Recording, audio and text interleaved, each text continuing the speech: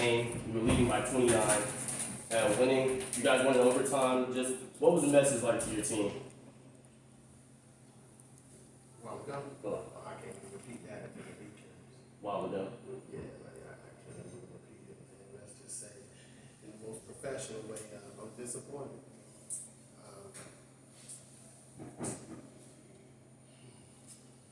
We are a very immature basketball team, and that's being spoken nicely. And this is a game where you have to put your big boy shorts on and compete every single possession.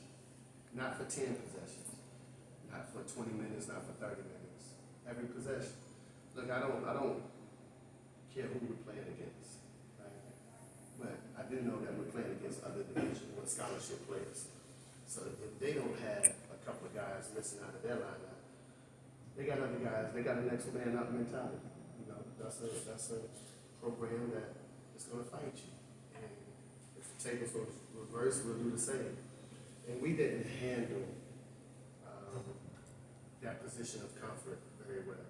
And you know, it's been an ongoing thing with us, and it needs to be rectified immediately. And you know, I'm not one to point fingers and throw plants up the bus or whatever, but we all got to be better, right? And I just told them, okay, think about it this way.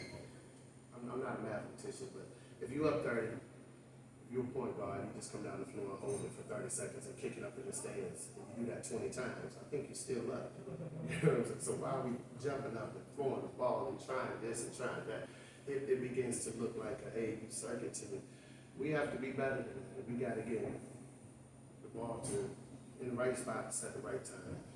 And you know, the other thing is, and we got to get used to this, is when we're up, the officiating changes. And I'm not saying it changes for better or worse, it just changes, right? It's natural that the team that's behind will become more aggressive. And so they're going to be more aggressive, and they'll grab and hold and scratch and claw. We got to be able to play through that because the officials are not giving you that call. You understand what I'm saying? So that's what I mean by the officiating changes. And when that changes, we have to change with it. We got to get tougher with it. But right now, we're not mentally tough. We're way too immature. And if we're not careful and rectify this, soon it's going to bite us. I was here a month ago, LeVelle, when y'all lost the similar game period to Norfolk State, and you were saying the same thing then, that immature team. You were on a winning streak.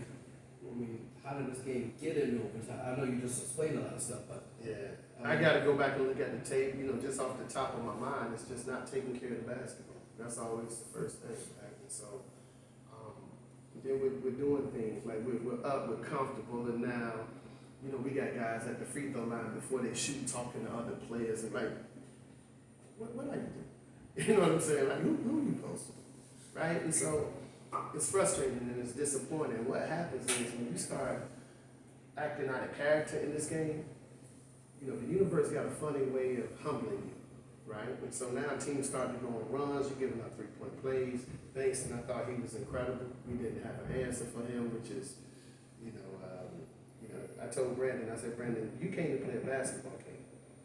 He came to kick your butt, right? That was the difference in that. So, you know, we got to go back to the drawing board and just take care of the basketball. I'm looking at the turnovers overall, and it's 15, but our point guard has 6. That's, can't do that, right? And I love him to death.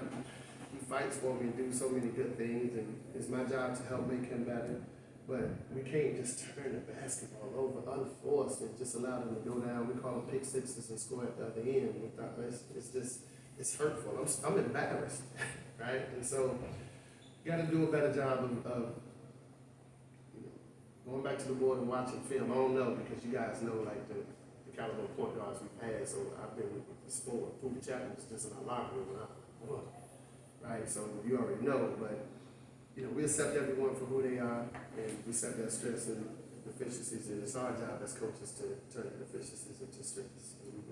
And Coach, from a coaching standpoint, I mean, tonight you had 9 players with at least 10 or more minutes, and with the quick turnaround from Saturday, I know you're not the one to make excuses, but do you think maybe a level of fatigue played into this game down the stretch? Yeah, I'm a no excuse guy. They never, when they leave here and it's time to go to the party, they ain't tired of me. When they leave here and the girls say, "Oh, you so cute, come up here and take me out." They ain't tired yet. You know what I'm saying? So they only tired when it don't go their way. So I'm a no excuse guy. You know, these are young men. They in highly conditioned. They may have been fatigued or whatever, but you know, in those moments, we got to put teams away. Period. And it's not just. It's been an ongoing thing. Like you look at our season. I think we probably lost. Not even in confidence. But we just giving away games down the stretch, right? And so eventually, like you're on the tail end of February, you're heading into March. You got to be able to close. We're playing great basketball for 35 minutes or 30 minutes, but that's not good enough.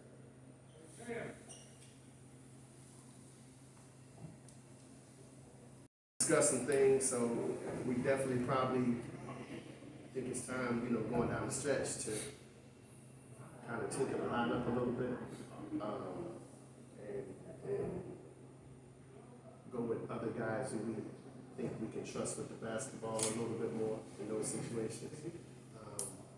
Because the definition of insanity is doing the same thing over and over, expecting a different result. So, you know, one of my things is I believe in people, and sometimes I believe in them too much, right? So we just got to figure it out. And it's not on one person, it's on everyone as a whole. But it's our job to go back and tinker the lineup and, you know, try to make the necessary changes and adjustments to give us a better chance to close out basketball. And with looking at the MEAC standings, what do you make of what you guys could be if you guys win on against South Carolina State and where you guys finish, or does that just? I'm gonna be completely honest with you. I don't even know. I don't know what place we. They'll tell you. I don't even know. I don't even know when we play South Carolina State.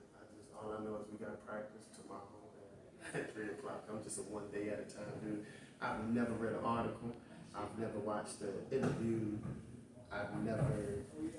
If I retweet something, I ain't read it. Right? It's just. I'm just a guy to just keep my head down and go tunnel vision of it. So I don't look at the standings. I don't even know where we are in the standings, to be honest with you. I don't know who got to beat who to help us with. Like, it's too much for me. I just try to focus and keep the main thing because it's important for us to control our controllables. And right now, our controllables is how do we finish basketball games and continue to play at a high level. We're playing well, right? And I'm proud of them for that. But, you know, that has to be rectified. Like, really, that has to be rectified because I've never had a team go through this learning curve and growing pains and not be able to finish at the end of games the way I would like for them to. Look, you beat Norfolk. They're currently number one in overtime. However, the game may have played out.